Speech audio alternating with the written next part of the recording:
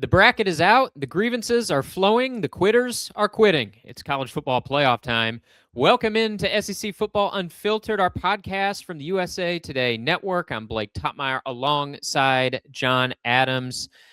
John, a very eventful selection Sunday. 3 teams for 2 spots. A few other teams would have said, hey, what about us? But realistically, it came down to 3 teams for 2 spots. The committee had to choose 2 from the trio of Alabama, Miami, and Notre Dame. For weeks, the committee said it liked Notre Dame better than Miami. It reflected that in the rankings week after week. When push came to shove, it rejected the Irish, and Alabama stayed in after its pitiful performance in Atlanta. Miami leapfrogged Notre Dame at the 11th hour. The Irish are out. They're quitting. They're not playing in a bowl game. Put aside the quitting for a moment. Your reaction to the committee's decision. Did they get it right, wrong, or otherwise? Oh, I thought it got it right in terms of Miami over Notre Dame. Very similar track records, and Miami won head to head. They certainly deserve credit for that. But what's mystifying to me is how they got to that point. Really lame explanation. Oh, well, after those two were side by side, what? Where did that come from? No, they're admitting that they screwed up earlier and they should never have had Notre Dame over Miami. And then when they realized they were catching a lot of heat for it, they said, oh, yeah, well, now that we got BYU out of the mix and we just put Miami and Notre Dame side by side, oh, yeah, well, then Miami's the team. Oh, my gosh, come on. That was awful. Do you think there was any would have been any justification, John, for taking both Miami and Notre Dame and dumping Alabama? There's this working idea, which now I think it's beyond an idea. It's a precedent that is sort of an unwritten rule now, that if you're in the bracket entering championship weekend, entering conference championship weekend, you cannot get bumped out of the bracket based on your performance in the conference championship. There's no written rule that says that. And back in the 4-team playoff era or the BCS era, you absolutely could get dumped from the bracket based on your performance in the conference championship game. However, for 2 years running now in the 12-team playoff, we saw this with SMU last year, and we've seen it with Alabama now. If you were in the bracket going into conference championship weekend, even with a loss, or in Alabama's case, even with a pitiful performance, you can't be dumped from the bracket on the backside of that. Again, no written rule that says that, but that seems to be the logic the committee is operating off of. Do you think that's the proper logic, or do you think there was an argument for taking both Miami and Notre Dame and dropping the Tide after what happened in the SEC championship game? No, because the whole thing falls apart if you start penalizing teams for playing in a championship game. They want it both ways. They shouldn't play these conference championship games. That's the problem. But they all want the money, so they keep playing them. That's where the whole thing is nonsensical, because Alabama played horribly in the SEC championship game, but it was treated as if it were an exhibition game. Mm-hmm. BYU was overwhelmed by Texas Tech, and it dropped further in the rankings. Because it wasn't in the bracket. It wasn't, BYU wasn't in the bracket going into the weekend, and so it was okay to drop them. It's okay to drop them. Yeah. And what they've done ever since the inception of this is they apply different standards with different teams in different situations. Mm-hmm. After the fact, they decide here's who we want there, and then they come up with an explanation why, and that explanation varies from team to team or situation to situation. But to me, you got to do away with the buys, go to 16-team playoff, do away with buys, don't have conference championship games. That will make for a better playoff field. But Yeah, Yeah, you can't. I think the optics of bumping Alabama out to the benefit of two teams that sat at home that weekend, I think those are, questionable optics and questionable ethics. But as I wrote after the SEC championship game, this is college football. What are ethics? Um, so I don't love the idea of booting Bama, but I also say it's not the college football playoff committee's job to preserve conference championship games. I agree with you. If they would have booted Alabama, that probably would have been the end of conference championship games as we know them, or the end of this playoff format as we know it, or both. But I say it's not the committee's job. It shouldn't be the committee's job to bend over backward to preserve conference championship games. And so to me, their job was to pick the 7 best at-large teams after it selected the 5 conference champions. Alabama had a chance to get an automatic bid, didn't do so, played poorly in Atlanta, and then the committee's job is to pick the 7 best at-large teams available. So I don't know that I would have dumped Bama, but I do have a little bit of a problem with the committee doing things that are outside the job they're tasked to do. They're tasked to select the playoff field. They're not tasked with preserving these antiquated conference championships. And that is really what they're doing by saying, well, no, we can't drop Alabama. They're doing a job that they're not asked to do. They're saving conference championship games from elimination or evolution when that's not really what they're tasked with. So I'm okay with Alabama being in because I think they had the strength of schedule to justify still being in. I'm not okay with them being in just because they were in Atlanta. To me, that's not enough to guarantee you a spot, particularly when it's a 16-team conference now and you only play half the teams to get to Atlanta. So we don't know that Alabama is the second best team in the SEC. And in fact, I think you and I, as we sit here today, would probably argue that they are not the second best team in the SEC. So I don't think there needs to be some sort of wink, wink auto bid for conference runners up. I am okay with Alabama in the field based on their strength of schedule and their overall resume, but I don't like the committee doing jobs that are beyond their ask, which seems like what they're doing here, trying to protect a conference runner-up from the SEC. I think this is a case of the College Football Selection Committee knowing its place. Mm. The SEC and the Big Ten are the power brokers here, and I think Tennessee, the SEC is the strongest of the power brokers, and it's not doing that to Greg Sankey. It's not saying no, Alabama can't go.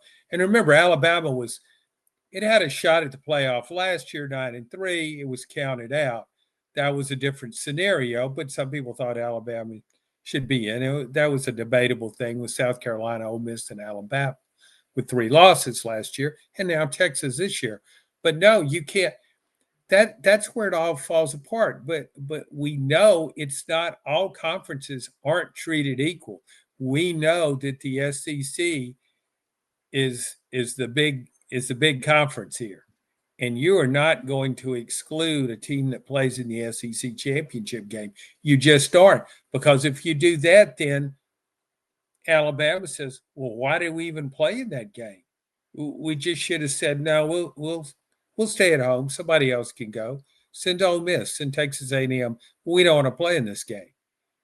You know what, this reminds me of that story you like to tell, John, when you showed up to a football game on crutches before the press box opened, and you asked the security guard if you could go ahead and go on in since you were on crutches, and the security guard said, nobody told you to show up to this game on crutches. That's what this reminds me of. Like, I hear you.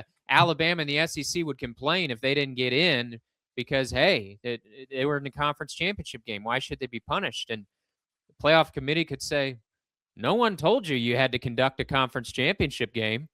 Exactly. And they're not going to do that. They don't have the nerve that security guard did. No, and he wasn't just a security guard. He was a full-fledged policeman. And that was ironically that was in Tuscaloosa. And I could still see his face looking at me like basically his look said, you're an idiot. You came here on crutches and now you want to pass. Get out of my sight. Yeah, no one told Alabama to go to Atlanta and lose by 21 points to Georgia, but they did. And there was no security guard. There Yeah. is no security guard keeping them out of the bracket. No, I think my biggest problem is not with Alabama being in. Again, I think their strength of schedule.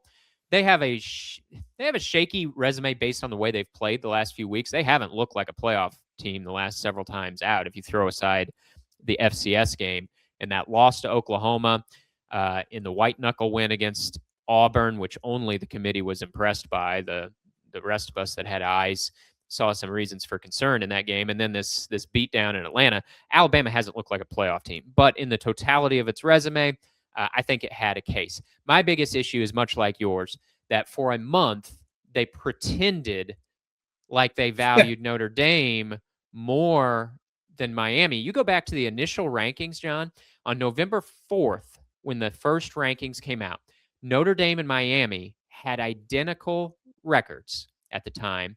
Notre Dame was 10th in the rankings, Miami was 18th. Now, since then, both teams went 4-0. Both teams repeatedly blew out bad to mediocre teams. They did the same thing in the 4 games since those initial rankings. And what happened since then? Notre Dame went from 10 to 11. Miami zoomed from 18 to 10. And that wasn't just because teams in front of them lost. Some teams in front of them lost. Other teams, Miami just catapulted past them. And I don't have a problem with the destination. I think the destination is right. Miami beat Notre Dame head to head. They have the same record. They have nearly identical metrics. It's not like there's a difference in strength of schedule. The strength of schedule is nearly identical. The records are identical. Miami won the head to head. So I think Miami should get the nod. But the process the committee took to get there was obnoxious. I think it was, frankly, a little hurtful to the Notre Dame players. Not that we have to worry about everybody's feelings, but I think it was unnecessarily hurtful. And then they used some chicanery at the end to justify the choice, which I think the choice was justifiable all along. You didn't need to take this process to get to this destination. So I think we sort of have the same issue there. That the final bracket is okay. The process used to reach that point was stupid.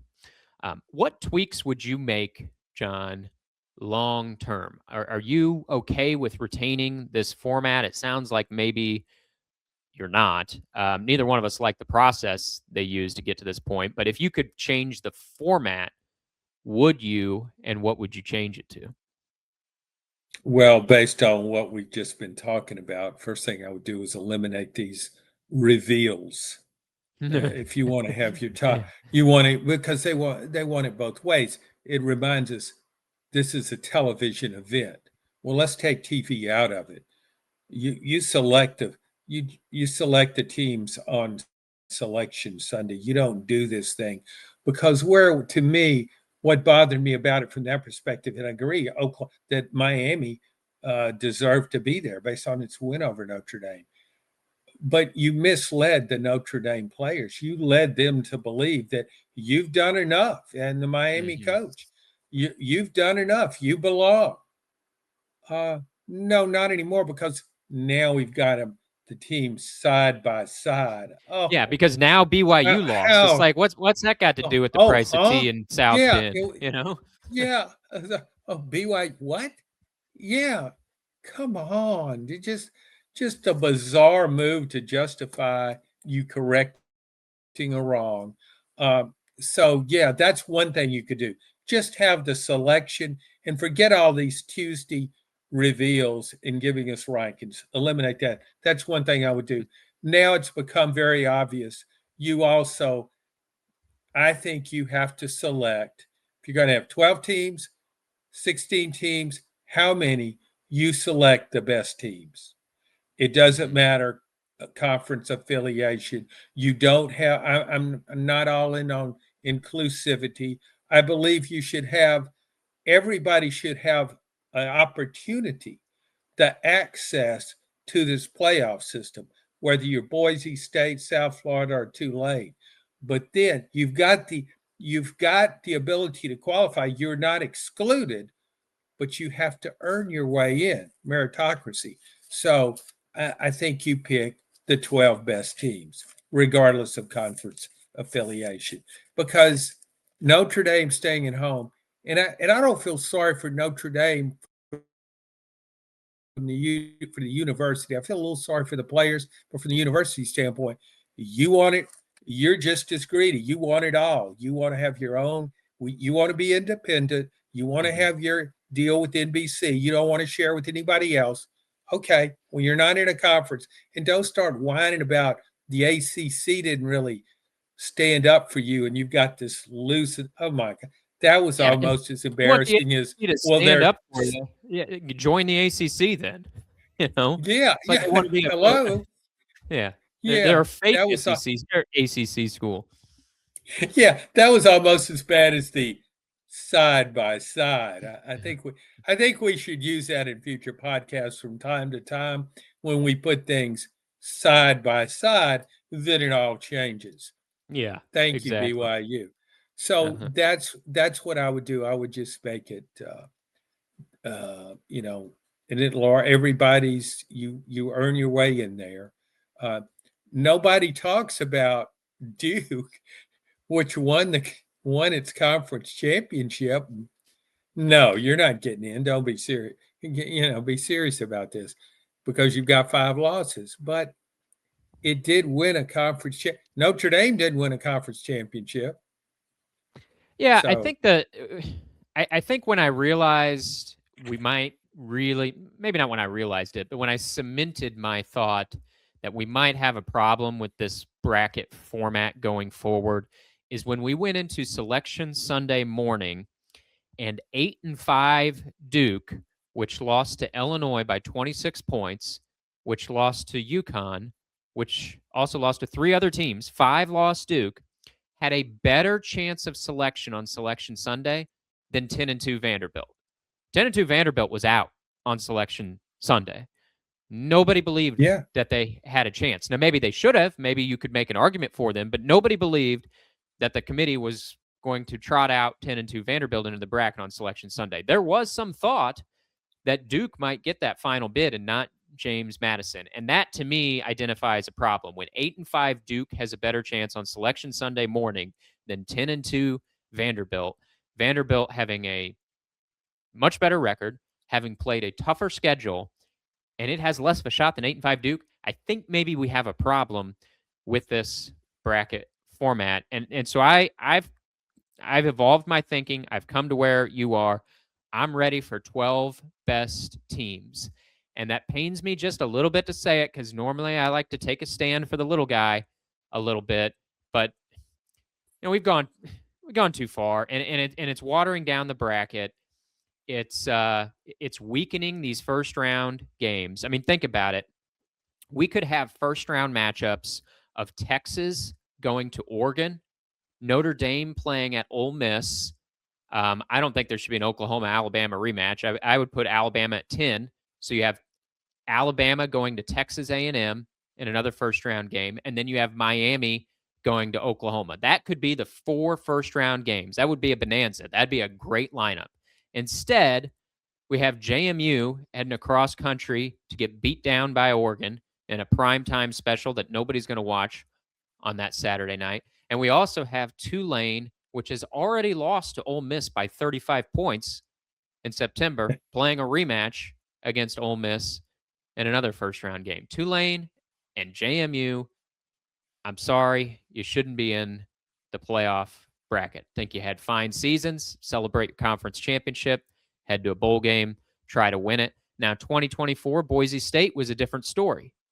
They would have earned their way in if it was 12 best teams. So, I liked this playoff bracket format. I think it was worth a shot. I think it was better than the bracket we had before the 14 playoff. I still like it better than that, but there's an opportunity to evolve this playoff right now, and I like what you're saying. 12 best teams, no automatic bids, everything at large. The committee, as much as it stinks, I'll roll with the committee rather than 8-5 Duke. by virtue of a conference championship, having a shot of selection on selection day. So as bad as the committee is, I'll roll with the committee. 12 teams. I don't think it needs to go to 16. I think 12 is a good number. Let's just get the 12 best teams in there and improve these first round matchups and strengthen the bracket and get some of these good bubble teams that are left out into the field. Yeah, like I think some people, and there's always, it doesn't matter what the format is, the selection process, it doesn't matter how many teams you get in. Some team will be left out that feels deserved. That will always happen. It always does in the NCAA basketball tournament. It doesn't matter how many teams you put in there. If you have 120, well, the 121st team will say, how can you leave us out? But let's go back to why we have a playoff system to begin with. It's so everybody will have a chance. You won't be excluded. You have an opportunity. I go back to the 2004 season when you had three unbeatens: Auburn, Southern Cal, and Oklahoma. It was the old BCS formula, all these computers, and your next door neighbor, what he thought, and all this data they put into it. And Auburn was left out. Southern Cal beat Oklahoma 55-19 for the championship game.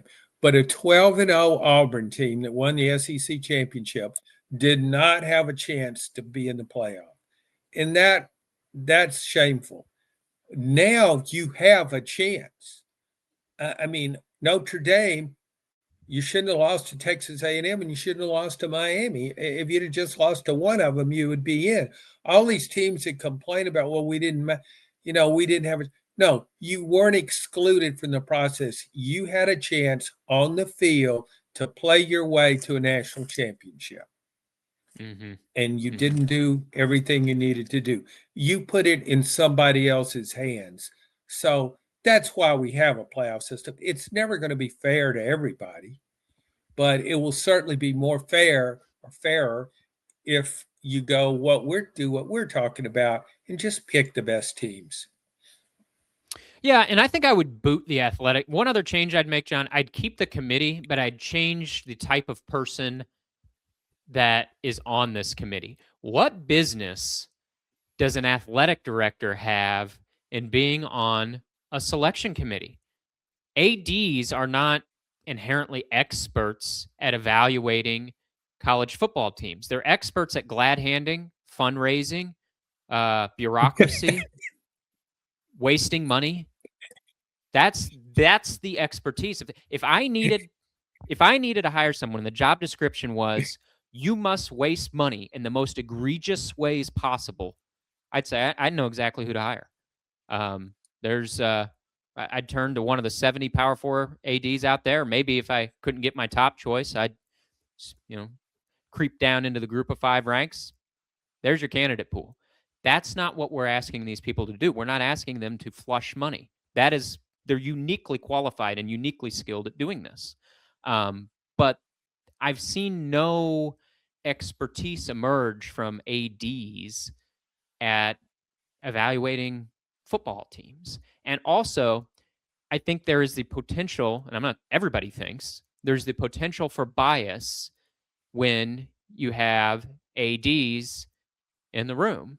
And even if there isn't bias, like there's the appearance of bias. When Alabama's getting one of the last teams in and Notre Dame is not in, and your playoff selection committee chairman is a member of the SEC, you better believe that Greg Sankey has Hunter Yurichek's cell phone number. I don't know if he used it or not, but that creates the appearance of bias, and I don't think we need that. Like, why do we need ADs on the committee? So I'm fine with a committee.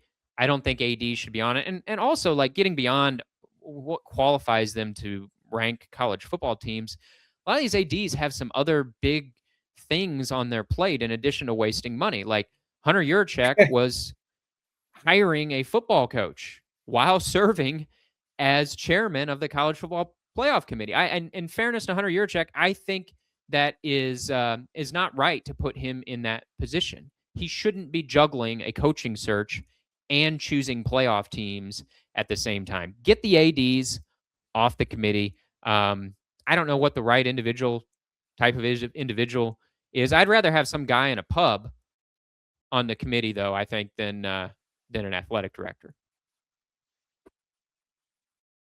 I just raised my hand. I would be on the committee.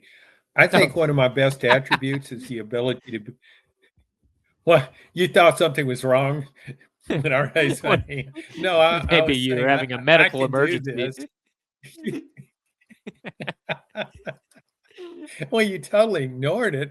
I'm saying I think one of my best attributes is the ability to be unbiased toward myself, and I think I could do this. Mm-hmm. So I think I could do a good job, a fair job of evaluating teams. I'm just saying Yeah, that, right, you sure. don't have to agree with me. I'm just throwing it out there.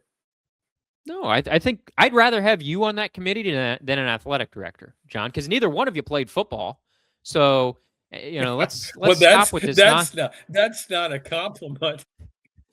Right. Well, but I'm just saying, like, the bar isn't that must know how to block an edge rusher. Like, a lot of ads in that room didn't block any edge rushers, so that clearly is not a requirement to be on the committee. Nor do I think it has to be. Like, I don't think you have to have played football to or played collegiately or played professionally or coached the game collegiately or professionally because those people have their own biases too. Like, a coach is going to have a bigger problem kicking a team out that lost its conference championship game because the coach is putting themselves in that situation that the losing Sure. coach is putting them in. So I'm not saying you have to fill your committee with coaches or former coaches, but I do think let's get the ads off this committee. There's too much potential for bias there, and even if there's not bias being carried out, there's the optics of bias. Get them out of there. John, yes, you can chair the next committee, and I know for sure you would give a better interview with Reese Davis than Hunter Yurachek did in those weekly performances. Yes, in my sleep I would. Just for future reference, so perhaps we do need sort of a signal if we do have a medical emergency, because when I did this, that didn't work. Is there something No, perhaps I could you should fall out do? of your chair, perhaps? Oh, that could happen anytime. It wouldn't Yeah, well, even I have to know. be an emergency. Yeah, you fall out of your chair. I'm gonna vamp for like 90 seconds, try to give you some time to recover and get back in your chair. If I it goes got you. Yeah, beyond 90 seconds, yeah. I'm gonna assume that I might need to call for help. Yeah, I went on a coughing binge once, and you pretty much filibustered for about 3 Oh minutes. yeah. Yeah. Uh-huh. Mm. Yeah. What do you think Okay. about these first round games, John? I don't really like to be the guy that dumps on football because the alternative to watching these football games are watching Hallmark movies. So I'll cover one of them. I'll watch the rest of them. But boy, I'm not going to feign excitement for these first round matchups. Well, I mean, I think maybe Texas A&M hosting Miami is probably the most enticing one. Oklahoma, Alabama will get a lot of eyeballs. It's two big brands, but it's a rematch, and it wasn't a spectacle teams in of the ACC. A plus football when those teams first met. But we're getting the rematch, so I guess as I do a little vamping now, as some audio picks up in your background, John. But I guess I'm most excited about Miami and Texas A&M, and I so graciously volunteered to my boss. I'll cover that game if you need somebody. So that's the game I'll be at. But what's your overview of this first round? yeah, I'm kind of the same way, but I think it'll be better than last year. First round That's a games. low bar. Well, it's extremely low bar, but I mean, I will watch, and I think I really kind of like that Alabama OU matchup, and I kind of would like to have seen Texas Tech hosting a game just to see the atmosphere there, and Ooh, at that stadium with Lubbock. I like watching that horse race out there. But I'll settle for the Sooner Schooner and that broken down Alabama team. How about as you look at this bracket, John? When you look at the NCAA tournament bracket, two different sports. Probably stupid to even compare them, but what I'm saying is the initial reaction when the bracket comes out is as much as people try to predict the national champion or the Final Four. The initial reaction is, ooh, let's see if we can find the upsets, right? Isn't it always fun to you could lose 7 games in a row that you have on your bracket, but if you nail that 14-3 upset, like you're texting everybody in your cell phone contacts, like, hey, I called that one. I got that 14. The Lumberjacks called it. Had that on my bracket. Put it in. Football, it's different. I mean, we referenced the first round last year, treated as some blowouts. We expect a couple more this year. But as you look at this bracket, do you spy the potential for an upset somewhere in there? And that could be maybe in the first round, or maybe you're looking ahead in later rounds and you see some upset potential if a couple key teams were to meet. I'm giving you a chance to pencil it in here now. We'll bust out the highlighter in a couple weeks and give you credit. Yeah, I don't. It's so different than basketball, and well, I see where Alabama's a point favorite against Oklahoma.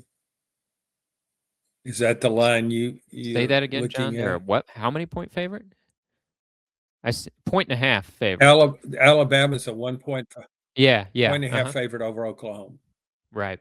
So I like Oklahoma. So if you're going to count, I mean, that's not much of an upset. It beat Alabama during the regular season, and they are playing in Norman. So, but Yeah, based I don't on think I'm going to that's count really, I picking the. don't see a lot. Okay, all right. Let's spin it forward then, because I'm not going to count picking the home Oklahoma, the 8th seeded team, as an upset. Maybe by betting Okay, lines. well, I'm not going to count that, but let's spin it forward then. How about in later rounds? For instance, do you think the semifinals will be number 1 Indiana versus number 2 Ohio State, or could your upset be? Do you think a 3, 4, 5, 6 seed will be in the semifinals, or do you think it's going to be chalk rematch of well, I guess I'm asking the championship game. Do you think it's going to be number 1 versus number 2? But do you see someone other than the top 4 seeds in the semifinals? I guess is what I'm asking. Is chalk going to hold, and is it going to be Indiana, Ohio State, Georgia, and Texas Tech in the semifinals, or do you think one of these first round teams could still be standing come semifinal time? we really got bogged down on this, didn't we? Yeah, I just don't see an upset there. I like the final 4 teams. I think it will be chalk. I don't think there will be any upsets. All right, fair enough. So my quest to find an upset pick, well, didn't go very well from your end. But how about this one, John? I'll throw one out here. How about Miami upsetting Texas A&M? Here's my theory on that. Even though Miami was the last team in from the at-large pick perspective, seeded 10, and Miami comes in playing a lot better in the final month of the season than what Texas A&M did. Now, I know the game on the road at Kyle Field. It is a day game, though, not a night game. But Miami looked really strong in November. Granted, the competition ranged from average to bad, but they blew them all out in November. So they come in playing well. Texas A&M, it's not just that they lost to Texas. You go back to the South Carolina game, Texas A&M in a morning kickoff there laid a stinker in the first half and needed a furious rally after halftime. And Shane Beamer seemed as if he thought the game was over after 2 quarters. It wasn't. A&M rallied and won. Had they lost that game, I don't think A&M would even be in the playoff. They might be one of these 10-2 teams on the outside looking in. But what do you think about the upset potential there? I know Carson Beck, he's kind of Jekyll and Hyde. Will good Carson Beck make the trip to Kyle Field, or will it be bad Carson Beck? But if we're looking for an upset pick, that's the one that I think maybe has the most potential in round one. And even going forward, that one to me stands out a little bit more based on the way those two teams were playing in November. Well, you brought up Carson Beck, and that would be my main reason to say there won't be an upset. I think we all have, when we pick games, we have some standards that we adhere to. One of mine is, if it's a big game, then don't pick Carson Beck's team. And this is a big game on the road against a very good defense. I don't like Miami's chances strictly because of that. If you gave Miami a different quarterback, yeah, put Gunnar Stockton in quarterback for Miami, and I'd probably pick Miami in an upset. Okay, well, I tried anyway.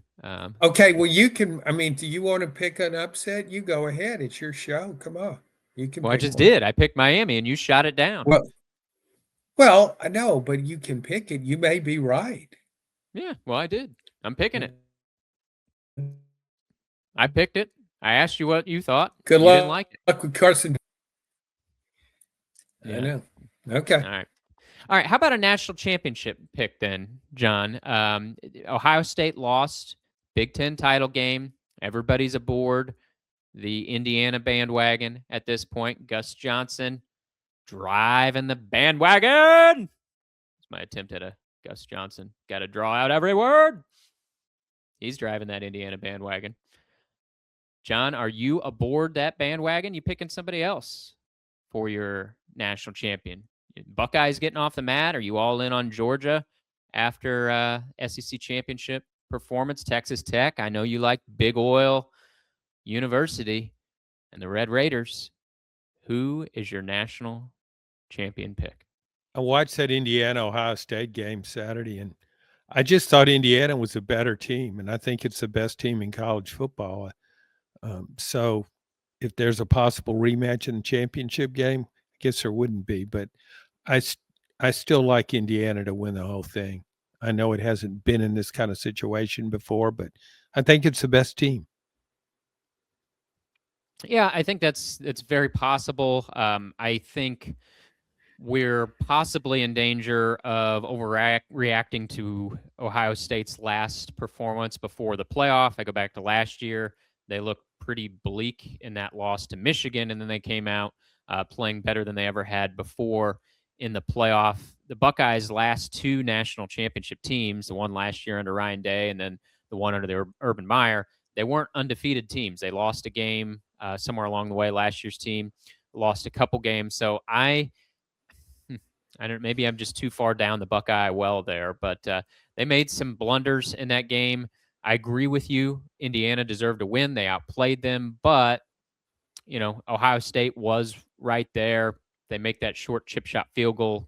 Game could have gone into overtime. So I think the script could flip if they meet 1 versus 2 in the championship. I think I'll go with Ohio State to win it all and possibly in a rematch against Indiana. I think Indiana could get there and we could see a rematch of that Big Ten game. But final thing, John, is as you look over this bracket, I think there are 4 teams and maybe only 4 teams that could win the national championship.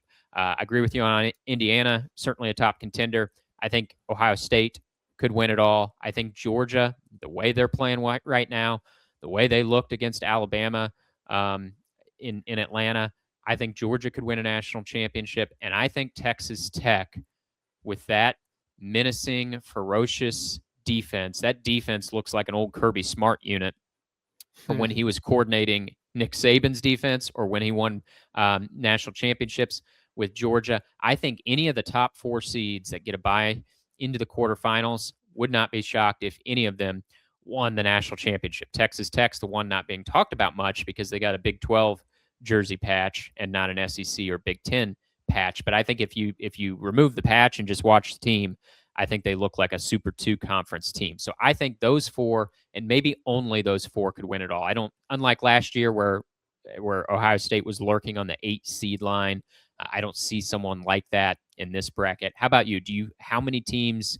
do you look at and say those teams wouldn't surprise me if they won the national title? Is it the same 4 I'm looking at? Am I missing anybody? The same four. The only one I might include was Oregon, but that would be a stretch. I just don't put I don't think Oregon would beat Texas Tech. So I would go with those same four. All right. Well, plenty more to discuss as the playoff approaches.